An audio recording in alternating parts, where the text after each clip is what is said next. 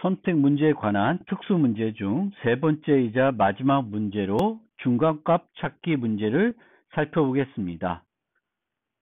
6, 12, 3, 4, 9가 있다고 가정을 하면은 여기서의 중간값은 6이 되겠습니다.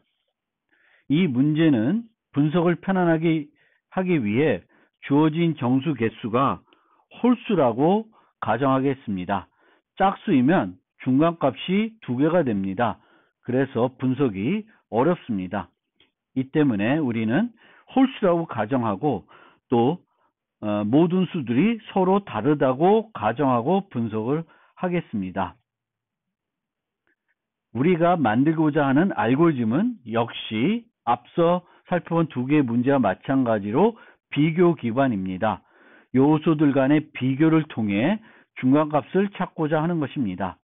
이 문제도 지난 2개의 문제와 마찬가지로 반대자 논법을 이용하여 중간값을 찾기 위해 필요한 비교의 하안을 알아보겠습니다.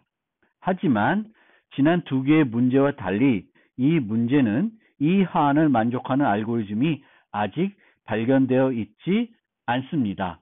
참고로 중간값 얘기를 하니까 떠오르는 것이 하나 있을 수 있습니다. 빠른 정렬의 경우에 우리가 중간값을 찾아서 이 중간값을 피봇으로 사용하면 가장 옵티멀입니다. 따라서 만약 매우 효과적인 중간값을 찾는 알고리즘이 있으면 그것을 이용하면 빠른 정렬을 좀 더 빠르게 처리할 수 있을 수도 있습니다.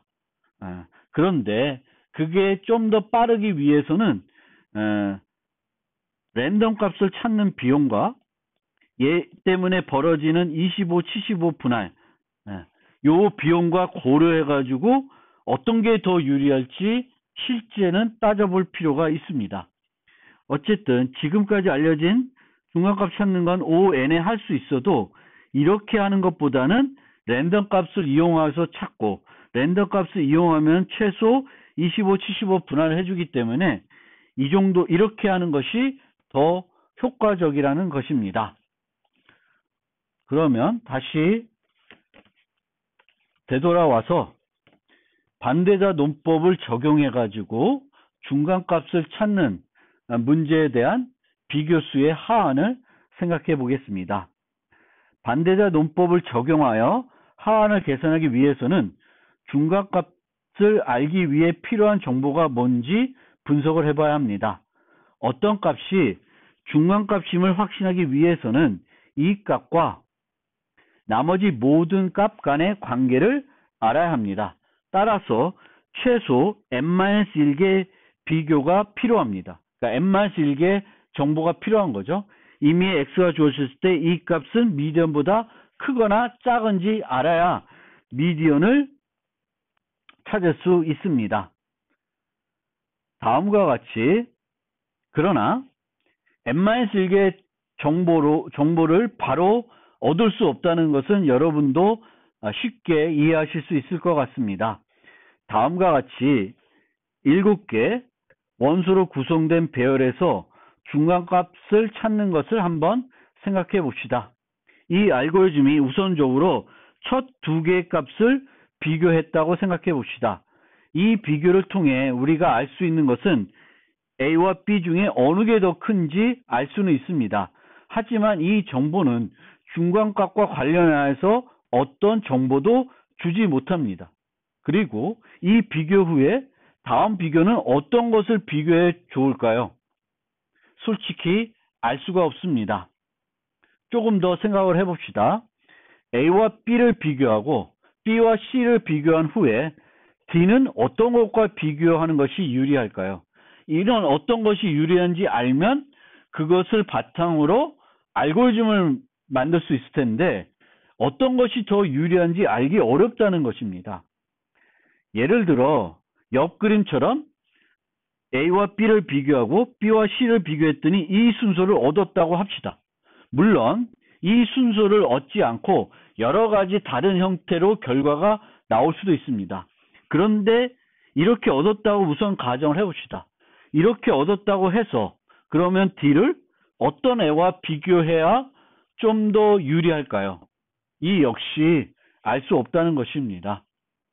만약에 이 경우에 D를 C와 비교했는데 이렇게 되거나 A와 비교했는데 이렇게 되면 뭔가 중간값을 찾는데 유리하다는 것은 알 수 있습니다.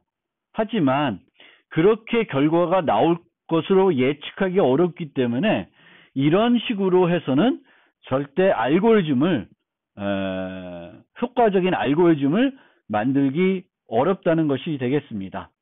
그런데 반대자 논법을 생각해서 반대자 입장에서 생각을 해보면 전혀 얘기가 달라집니다. 왜냐하면은 반대자는 중간값이 어디에 있는지 알고 있습니다. 반대자는 중간값을 어떤 값으로 정해놓고 알고리즘을 출발시킬 수가 있습니다. 전혀 우리가 이렇게 어디에 있는지 모르는 상태에서 어떤 비교를 할지 고민하는 것이 아니라 거꾸로 반대자 입장이 돼서 중간값이 어디 있는지 알고 난 후에 알고리즘이 비교를 막 수행을 할 때 이 비교가 이 알고리즘이 좀 더 많은 노력을 하게끔 만드는 것은 반대자 입장에서는 어려운 것이 아닙니다. 그래서 반대자는 비교를 알고리즘 하는 비교를 크게 핵심 비교와 비핵심 비교로 나눌 수가 있고 알고리즘이 좀 더 비핵심 비교를 하도록 유도함으로써 더 많은 비교를 하게끔 유도할 수 있습니다. 핵심 비교는 y가 미디언보다 클 때 x를 y보다 크게 만드는 큰 경우에 이게 핵심 비교가 되겠고요. y가 미디언보다 작을 때 x가 미디언보다 작은 경우에는 핵심 비교가 되겠습니다. 그렇지 않고 x와 y가 있을 때 x는 미디언보다 크고 y는 미디언보다 작으면은 이 비교는 비핵심 비교가 됩니다. 그런데 이 서술만 놓고 보면 왜 이게 핵심 비교이고 왜 이것이 비핵심 비교인지는 알기 쉽지 않습니다. 그러면 왜 이것들이 핵심 비교인지 비핵심 비교인지 다음 슬라이드에서 이 그림을 통해서 한번 생각을 해보시길 바라겠습니다. 이 그림에서 현재 이 두 개는 이 중간값과 어떤 관계를 맺고 있지 않습니다. 이렇게 이 두 개가 관계를 얘 하나만 지금 맺고 있죠. 그럼 얘는 이 중간값과 관계를 맺고 있지 않아요. 그러면은 얼마든지 반대자는 이 값을 1로 다시 옮겨 놔가지고 일관성은 유지되죠. 이 비교를 통해서 얻어진 것은 얘가 A고 B면 A가 B보다 크다는 거예요. 얘를 1로 옮겨놔도 여전히 A는 B보다 큽니다. 자기가 지금까지 말한 거의 일관성은 깨지진 않아요. 깨지지 않지만 이 알고리즘이 어떤 판단을 내렸던 그 판단들을 바꿀 수가 있습니다. 틀리게. 그래서 어렵게 만들 수가 있다는 것입니다. 그래서 이런 어떤 비교를 했을 때 이 두 개를 비교했을 때 두 개를 반대편에 놓게 되면은 좀 더 이런 애들은 쉽게 우리가 옮겨서 더 어렵게 만들 수 있다는 것입니다. 다시 한번 말씀드리지만 만약에 사용자가 아니 알고리즘이 자기가 지금 방금 한 어떤 비교가 핵심 비교에 해당된다고 하면 실제 중간값을 찾을 수 있다는 거예요. 그 핵심 비교만 n-1번 수행을 할 수 있다 그러면 그 중간값을 찾을 수 있다는 것입니다. 그런데 여기서 우리가 꼭 그 주목해야 될 지점은 알고리즘은 어떤 비교를 했을 때 반대자는 알 수 있어도 알고리즘 자체는 그것이 핵심 비교인지 알기 어렵다는 것에 있습니다. 그렇기 때문에 이 알고리즘을 만드는 것이 어렵다는 거예요. 그러면 이런 핵심 비교와 반대자 입장에서의 핵심 비교와 비핵심 비교가 있을 때 반대자는 어떻게 전략을 피우면은 알고리즘을 괴롭힐 수 있는지 생각해 봅시다. 그래서 반대자의 전략은 어떻게 되냐면 중간값으로 사용할 값을 결정합니다. 그러니까 알고리즘이 이제 물어보면서 그 배열에 있는 값들을 배치해 나가면 돼요. 근데 어떻게 배치해요? 가장 알고리즘이 알기 어렵게 만들면 되죠. 그럼 그랬을 때 필요한 그 비교 횟수가 하한이 되겠습니다. 그래서 반대자는 중간값으로 사용할 값을 결정합니다. 그런데 위치는 결정하지 않아요. 어떤 위치에 있는 요소가 비교에 처음 사용될 때 그 위치에 값을 할당합니다. 이것은 최대 최소값 동시 찾을 때와 동일하게 그렇게 하는 겁니다. 요소값을 할당할 때 비핵심 비교가 되도록 비교 대상과 반대쪽의 값을 할당합니다. 그러니까 A가 19고 미디언이 9이면 A와 B를 비교하면 얘 둘은 이미 결정이 되어 있어요. A는 결정이 되어 있고 미디언은 미리 결정이 났기 때문에 B는 아직 결정이 안 돼 있어요. 그럼 B를 어디다 놓냐? B는 6, 뭐 19보다는 작은 값, 3, 8 이런 값으로 설정하는 거예요. 9보다는 작은 값 설정합니다. 그러면 나중에 필요하면은 B를 12, 13, 11 등으로 바꿔가지고 원래 그 알고리즘이 생각했던 혹시 생각했었던 것이 있으면 그것을 틀리게 만들 수가 있습니다. 그러면 이렇게 해야 되겠고 일관성을 유지해야 되기 때문에 2분제 n-1개의 수보다는 많은 수를 미디언보다 크게 작게 할당할 수는 없습니다. 이것만 유지한 상태대로 비핵심 비교가 많이 되도록 값들을 할당하시면 됩니다. 그러면 실제 어떻게 전략이 이루어지는지 좀 더 구체적으로 살펴보면 어떤 값이 이렇게 배열이 있으면 홀수계가 있으면 아직 비교에 비교가 안 된 애들이 있을 거고 이제 이 중에 하나가 이제 M이 될 텐데 M은 아직 결정을 안 했고 M은 언제 결정하냐? 맨 마지막에 결정을 합니다. 하나만 남았을 때, 하나만 N이 됐을 때 그 N에다가 M을 설정하게 되어야 되겠습니다. 그리고 어떤 애와 비교가 이루어지면은 둘 중에 하나는 L 또는 S로 설정을 하게 되겠습니다. L이 되면은 미디언보다 큰 값, S가 되면 미디언보다 작은 값이 됩니다. 그런데 이때 이런 요소들이 형태가 되는데 N과 N을 비교하면은 반대자는 어떻게 되냐면 비핵심 비교가 되니까 하나는 S, 다른 하나는 L로 놓는 겁니다. 거꾸로 해도 상관이 없어요. 근데 L과 N을 비교하면은 N은 S가 돼야 돼요. S와 N을 비교하면 L이 돼야 됩니다. 그리고 이런 전략 수행 중에 2분제 N에게가 L이 되거나 S가 되면은 이 전략을 사용하지 않고 일관성이 유지되도록 세 요소의 값을 할당해야 되겠고 값이 할당되지 않은 요소가 하나 나오면 N이 하나 나오면 그 요소의 미디언 값을 할당합니다. 이런 전략들은 모두 비핵심 비교가 됩니다. 예를 들어 보겠습니다. 자, A, B, C, D, E가 5개 값이 있습니다. 중간값은 10이라고 생각해 놓고 반대자 전략을 시작하겠습니다. 그러면 알고리즘이 A와 B를 비교하면은 처음에는 N이죠. 얘도 다 NN이에요. 그러면 처음에 N과 비교했으니까 하나는 L, 다른 하나는 S로 놔줘야 됩니다. 그러면 하나를 15, 3으로 놨습니다. 뭐 이렇게 하는 게 빠를 것 같아서 만약에 서로 아직 NN인 두 개를 비교하게 되면 얘는 L이 되고 얘는 S. 뭐 거꾸로 만들어도 상관없어요. 그러면 이렇게 되면은 N이 하나 남으니까 이 2에다가 12를 설정해야 됩니다. 이렇게 12가 빠르게 설정됐다고 해서 알고리즘이 이 12를 빠르게 찾을 수 있는 건 전혀 아닙니다. 그런데 이 다음부터의 비교들은 핵심 비교가 아니에요. 그러니까 비핵심 비교가 아니라 핵심 비교들이 될 수 있습니다. 누구 입장에서? 반대자 입장에서는 요거 또 다른 예제를 해봅시다. n이니까 똑같이 15, 3을 했어요. 그 다음에 이번에는 뭐와 뭐를 비교하냐면은 B와 C를 비교했어요.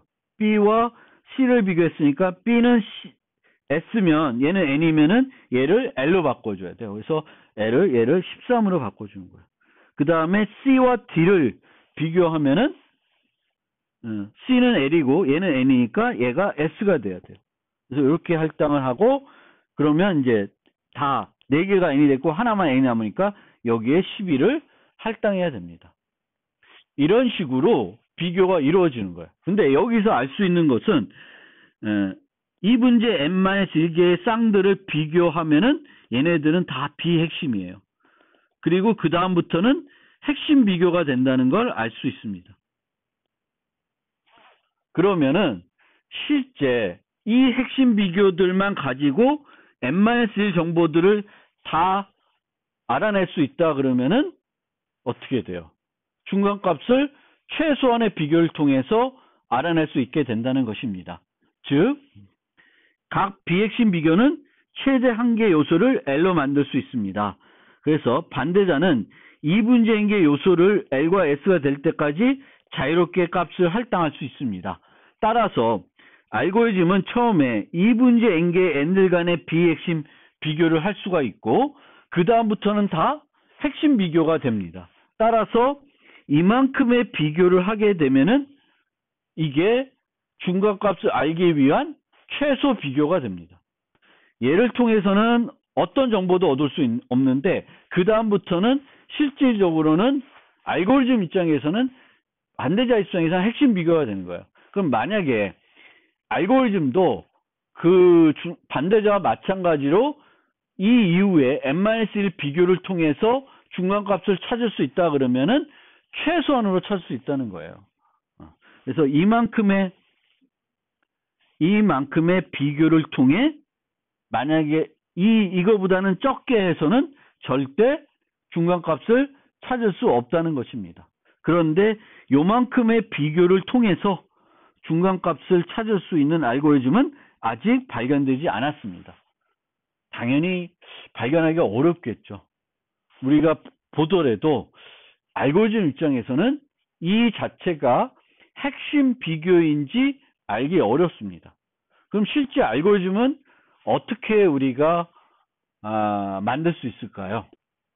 한 가지 생각해 볼 수 있는 것은 분할 정복입니다. 이 분할 정복은 뭐냐면은 A라는 값을 하나 줘요. 그러면 이 A라는 값과 나머지 값을 비교합니다. 그러면 20개의 값이 여기 있고 15개가 여기 있어요. 그러면은 중간값은 어디에 있겠어요? 여기에 있겠죠. 얘네들은 다 배제할 수 있습니다. 그러니까 중간값을 우리가 하나의 값을 기준으로 얘보다 같거나 큰 건 이쪽, 작은 건 이쪽으로 옮겨갈 수 있습니다. 그렇죠? 분리를 하게 되면 요 값과 이게 있고 여기의 개수와 여기의 개수를 따지면은 여기에 있구나. 그럼 이 값을 또다시 분리하는 거예요. 그래서 이런 분할을 하다 보면은 좀 더 빠르게 중간값을 찾을 수 있다는 것은 생각해 낼 수가 있고 이렇게 A를 기준으로 A보다 큰 애와 작은 애를 분할하는 건 어디서 해봤죠? 어디서 해봤어요? 빠른 정렬에서 했습니다. 그러면 이 빠른 정렬을 뭔가 응용하면 이 빠른 정렬 중에서도 이 파티션 하는 걸 뭔가 응용을 하면은 좀 더 빠르게 그 중간값을 찾을 수 있다는 거고 이렇게 하게 되면 중간값만 찾을 수 있는 것이 아니라 다른 값도 빠르게 찾을 수 있다는 것을 알 수 있습니다. 방금 살펴본 그 분할 정복 방법을 적용해서 일반적인 선택 문제에 대한 알고리즘을 만들어 보겠습니다. 그것에 앞서 일반 선택 문제 알고리즘에 대해서 잠깐 살펴보겠습니다. 최대값, 최소값 같은 특정 i번째 수는 그 문제 전용 알고리즘을 해결하면 더 효과적일 수 있습니다. 근데 선택하고자 하는 위치와 무관한 효율적인 어떤 위치를 찾든지 간에 효율적으로 찾는 알고리즘을 이제 만들어야 된다 그러면은 기존에 봤던 중간값은 아니고 기존에 봤던 그 최대값, 최소값 찾는 방법이라든지 두 번째로 큰 값 찾는 방법이라든지 그런 방법하고는 다른 방법이 필요할 것이고 그 방법으로 우리가 생각한 것이 분할 정복입니다. 그리고 우리는 앞서 맨 서두에 말씀드린 것처럼 이런 알고리즘을 선형 시간에 만들 수 있다고, 선형 시간 알고리즘을 만들 수 있다고 설명드렸습니다. 그런데 이때 정렬하는 것은 사용할 수가 없죠. 정렬하게 되면 기본적으로 n 로그 n이 들어갑니다. 따라서 정렬한 다음에 i번째 요소를 찾는 것은 빠른 방법이 아닌 거죠. 그런데 이것도 앞서 한번 설명드린 것처럼 여러 위치를 동시에 찾는다 하면, 여러 개를 동시에 찾아야 된다고 하면은 정렬하고 찾는 것이 효과적일 수 있습니다. 모든 요소를 정렬하지 않지만 정렬한 과정을 이용하면 효과적으로 찾을 수 있지 않을까라는 것이 우리의 아이디어입니다. 그러니까 빠른 정렬의 분할 알고리즘, 특히 그 분할하는 알고리즘을 이용하게 되면 이 분할이라는 것은 어떤 값을 기준으로 작은 것과 큰 것을 나누어 주죠. 그것을 이용하면은 일반적인 선택 문제를 선형 시간에 할 수 있다라는 것이 되겠습니다. 그리고 이런 방법을 쓰면 정렬하는 것 또는 정렬 과정을 이용하는 것 모두 주어진 입력에 대한 수정이 불가피합니다. 지금까지 최대값, 최소값을 찾나 두 번째로 큰 값을 찾나 배열 자체는 수정을 안 했습니다. 배열은 그대로 있는 상태에서 비교를 통해서 최대값과 최소값을 찾고 또는 두 번째로 큰 값을 찾았는데 이 범용적인 우리가 만들려는 분할 알고리즘을 이용하는 그 알고리즘은 이제 주어진 배열에 대한 수정이 불가피하다. 수정을 원치 않으면 배열을 복제한 다음에 복제된 배열에서 찾아야 되겠죠. 그거를 또 생각해 두셔야 되겠습니다.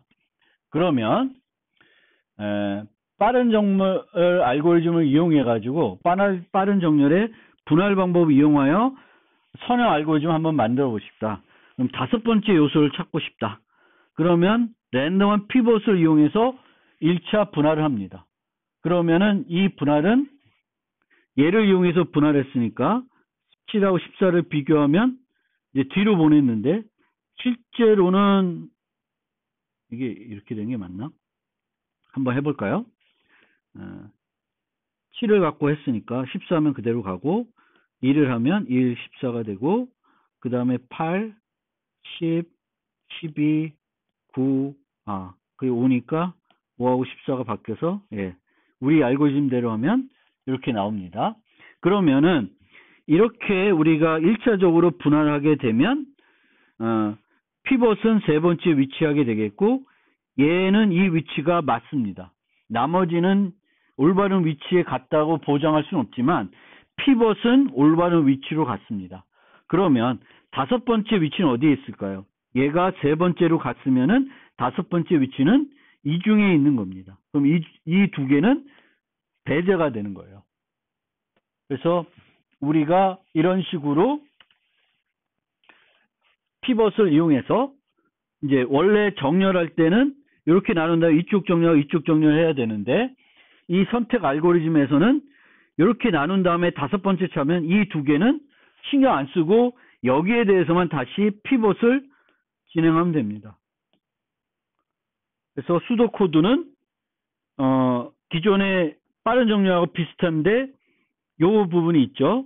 그래서 plog이 파티션의 위치가 i와 내가 찾고자 하는 i와 같으면 그걸로 끝나게 되고 아니면은 이쪽에 대해서 또는 이쪽에 대해서 재개 호출이 이루어지면 됩니다.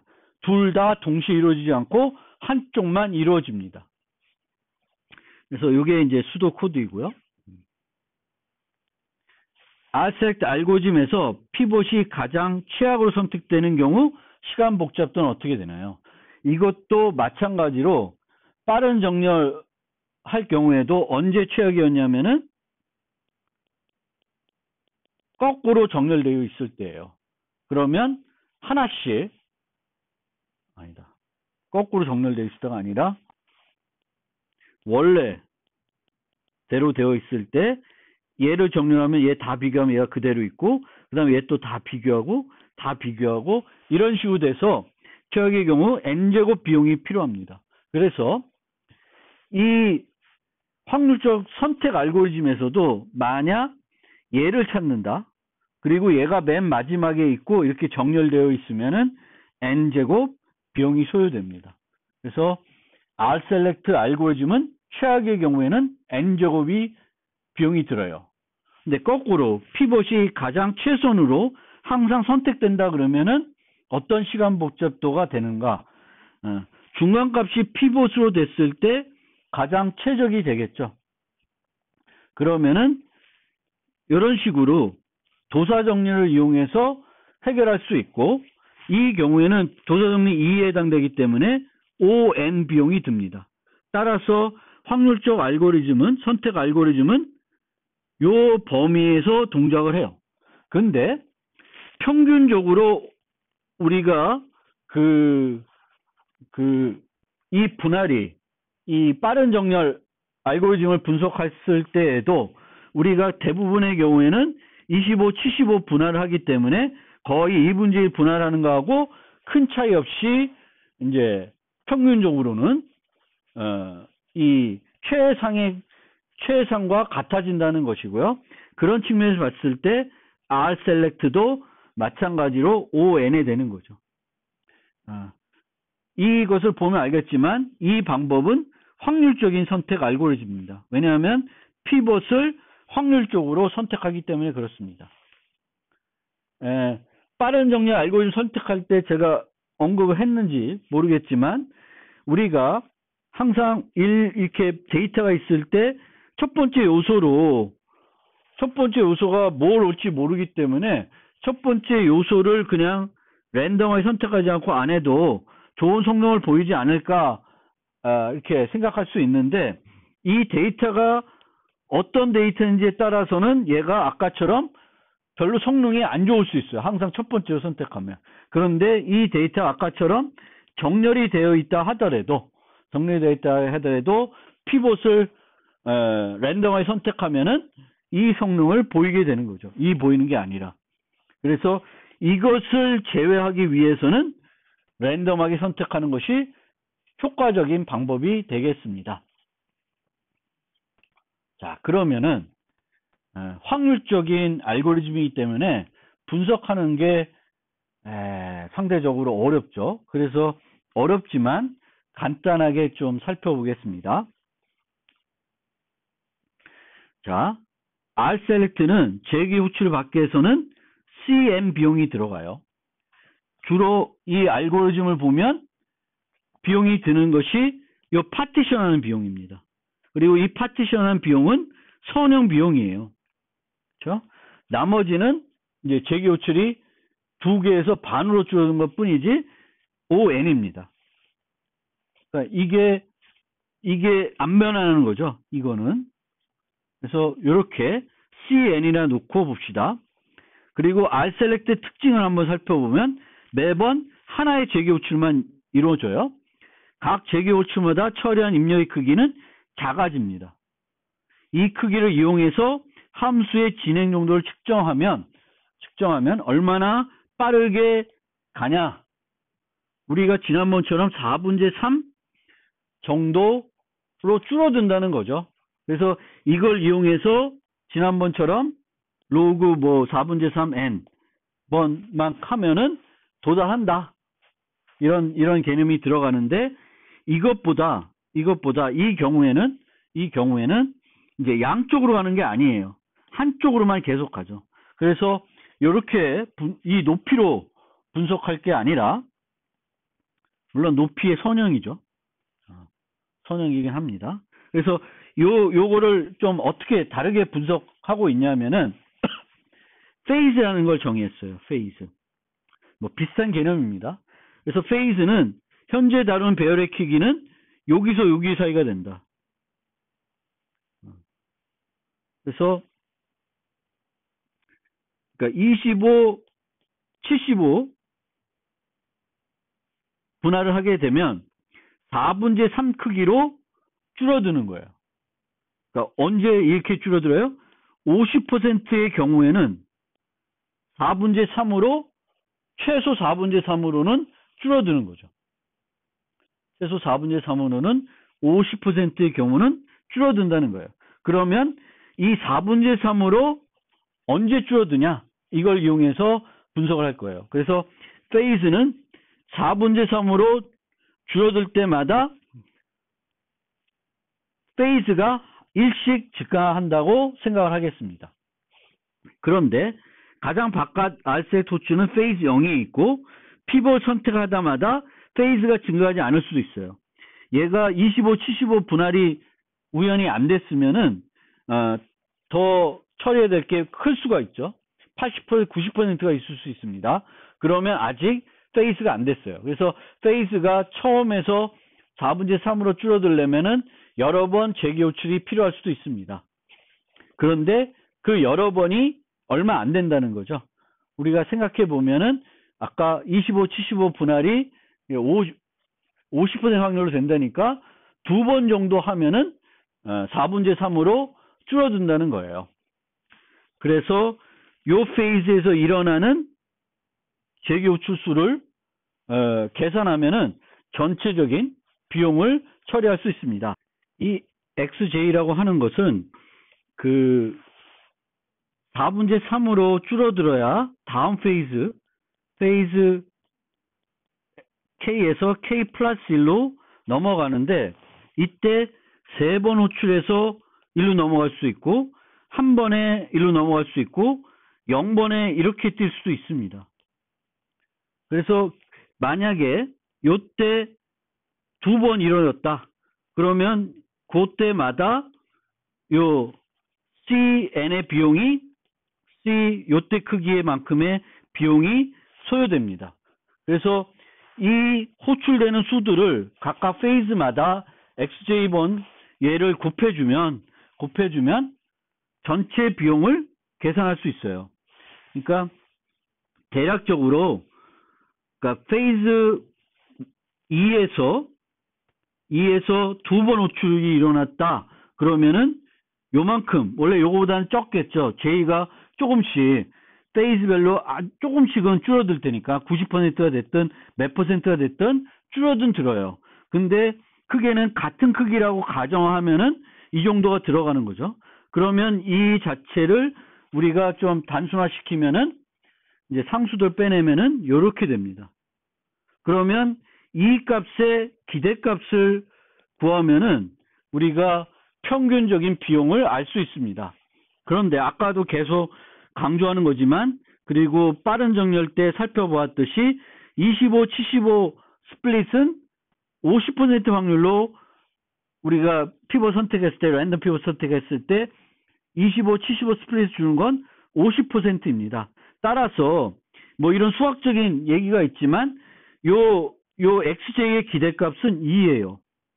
그러니까 두 번 하면은 4분의 3으로 그 크기가 줄어든다라는 겁니다. 그러면은 얘를 분석해 보면 이렇게 되겠고 요거의 기대값 구하면은 이제 그 linearity of expectation 때문에 각각 XI의 합을 구하면 되니까 다 빼고 나오면은 요 값은 2가 돼요. 그러면은 이렇게 되겠고 요거는 우리가 이제 풀면은 이 4분의 3이라는 건 1보다 작기 때문에 이렇게 단순화시킬 수 있으니까 8CN 정도가 됩니다. 그래서 요거는 선형 비용이다 라는 걸 알 수 있습니다. 그래서 선형 비용으로 우리가 찾을 수 있다. 어떤 위치에 있던 애들인지 간에 그 위치를 선형 비용에 찾을 수 있다 이게 확률적 선택 알고리즘이라고 그러고 이제 Rselect라고 이름을 붙여서 설명드리고 있습니다.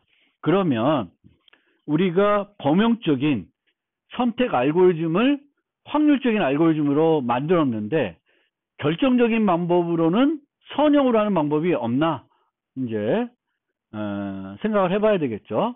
그것을 이제 다음에 소개해 드리겠습니다. 이제 이 챕터를 마무리하기 위해서 선형 시간 결정적 선택 알고리즘, 위치와 상관없이 균일한 성능을 보이는 결정적인 알고리즘을 살펴보겠습니다. 이 알고리즘은 그렇게 효율적인 알고리즘은 아니에요.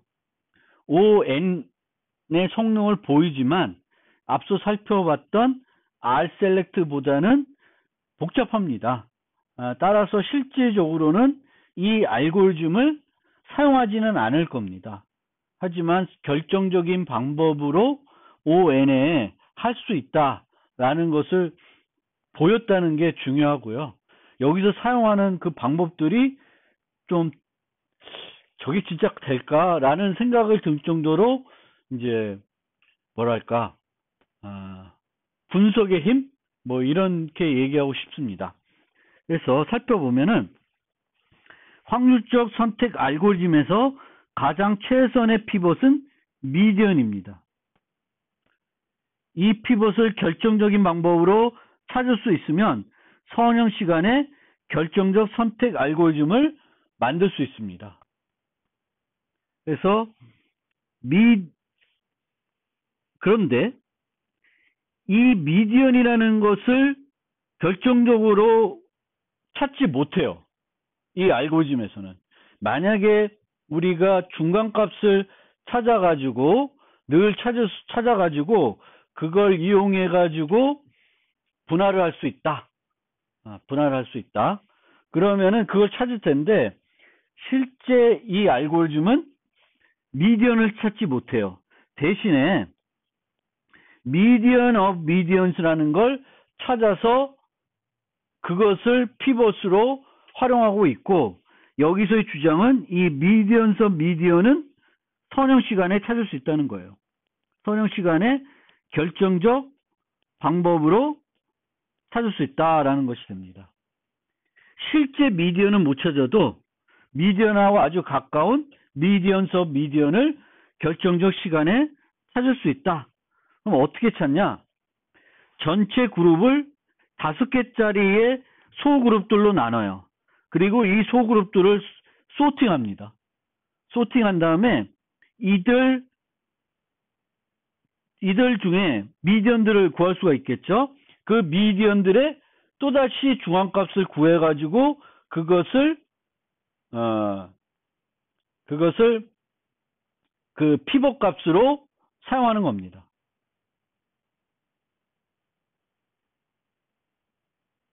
그래서 여기에 보면 이 자체를 인플레이스를 이용해서 구현을 하고 있습니다. 그럼 어떻게 하냐? 자, 이런 배열이 있어요. 그럼 이 배열을 5등분합니다. 5개짜리로. 그래서 이렇게 3개로 나눠요. 그럼 다음에 이 5개 배열을 정렬합니다.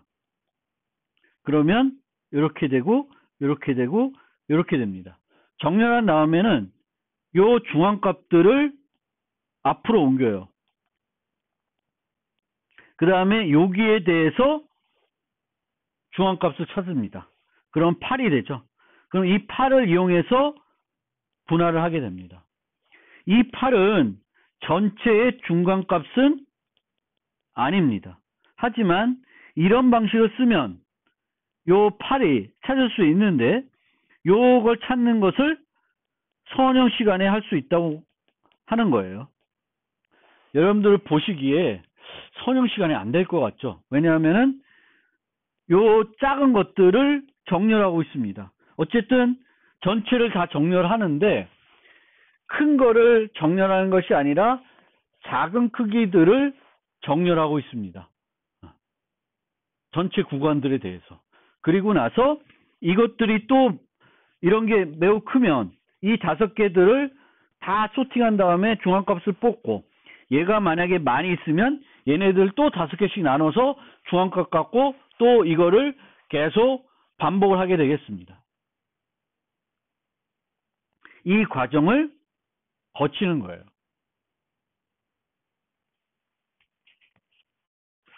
그래서 알고리즘은 설명드린 대로 미디언들의 미디언 5개짜리의 중앙값들을 모아서 거기서 또 중앙값을 찾아가지고 그것을 피벗으로 사용한다는 거예요.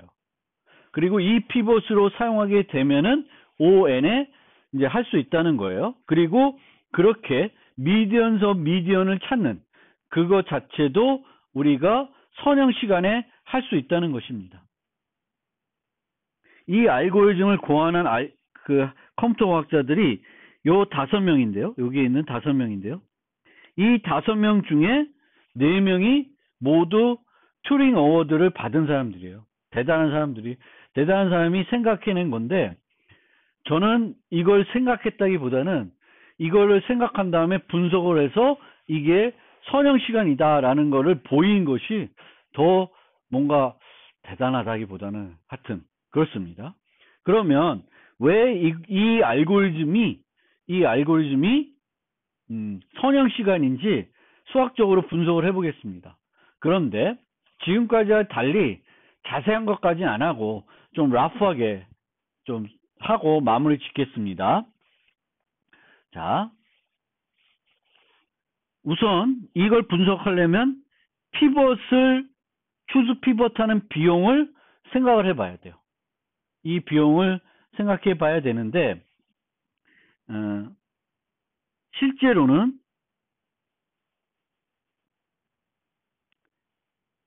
이 5개 요소들을 부분적으로 나누어서 정렬하는데 그 전체적인 시간의 합은 선형 시간이다라는 거예요.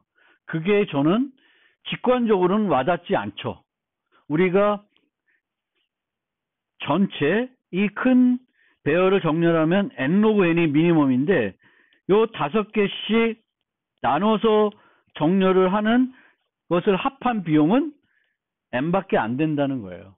그래서 그것을 어떤 식으로 얘기하고 있냐면 120 연산 이하가 소요된다. 5개 요소니까. 큰 요소가 아니라 5개 요소이고 5개 요소를 어떤 방법으로 정렬하든지 간에 많은 연산수가 소모되지 않는다는 거예요. 이게 더 커지면 달라질 수 있는데 이게 작으면은 되게 작은 연산 내로 소요가 되는 것이고, 그렇게 되면 우리가 정렬해야 되는 애들의 수, 요런 애들의 수는 n분의 n이에요. 5분의 n이에요. 5분의 n개가 존재하기 때문에 120개가 선택하면 전체는 24n 이하다라는 거예요. 그럼 24n이면 선형 맞죠? 그렇죠? 근데 실제적으로는 여기 구한 다음에 얘네들을 모아서 다시 또 정렬해야 될 수도 있습니다.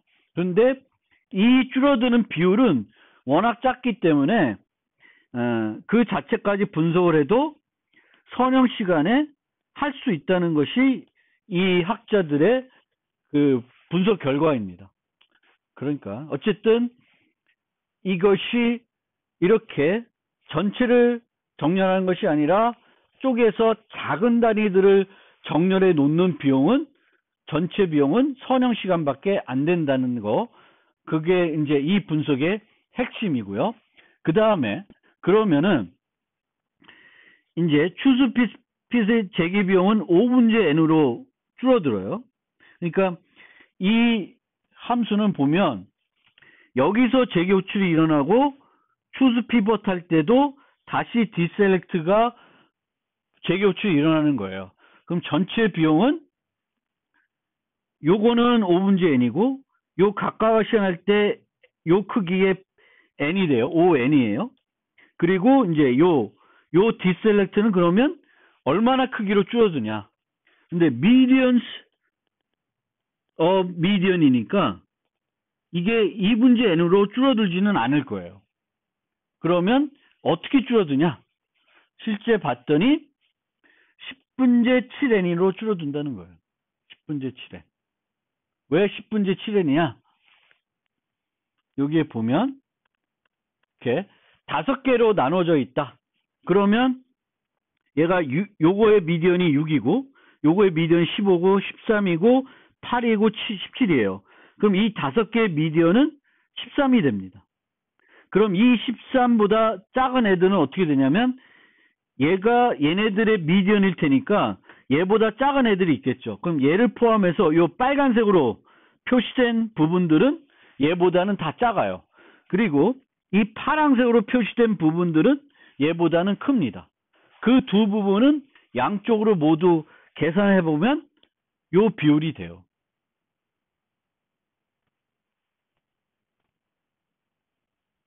그래서 전체적으로는 10분제 7n으로 줄어든다. 10분제 7n으로. 왜냐하면은 이렇게 나눴을 때 5의 3분제 5분제 3은 얘보다는 작은 애들이에요. 그러니까 이 중앙값이 작은 5개들이 되는 거예요. 그리고 그 중에 반은 얘보다는 작죠. 작으니까 곱하기 2분제 1을 하면 10분제 3이 되는 거예요. 그래서 이렇게 돼요. 그러면 실제 식은 요 식이 되는데 요 식을 우리가 분석을 해야 되는데 이게 이제 먼저 우리가 알고 있는 도사 정리로는 안 되죠. 그래서 요거를 이제 이렇게 수학적으로 분석을 했는데 이거는 설명을 안 드리겠습니다. 그래서 어쨌든 우리가 이해해야 되는 건 이 D셀렉트에서는 미디언 섭 미디언을 선형 시간에 구한다. 그럼 선형 시간에 어떻게 구하냐면 5개씩 쪼개서 미디언을 구하고 그 미디언들을 모아가지고 또 5개씩 쪼개서 최종적으로 미디언을 구하고 얘를 이용해서 분할한다. 그럼 얘를 이용해서 분할하면은 이렇게 되는 거죠. 항상 70%로 분할되는 거예요. 최소 70%로. 우리가 25, 75 분할했었는데 그거보다는 성능이 고정적으로 좋았죠. 고정적으로 좋죠. 그리고 이렇게 분할하는데 소요되는 비용이, 즉 피벗을 찾는 비용이 선형이기 때문에 당연히 R셀렉트하고 같은 비용이 소요될 거예요. 궁극에는. 그런데 R셀렉트는 이런 복잡한 과정은 없이도 랜덤하게 선택하면 2번에 한 번은 요 분할을 하기 때문에 훨씬 더 효율적일 것입니다. 이것으로 선택 문제에 대한 설명을 모두 마무리하겠습니다.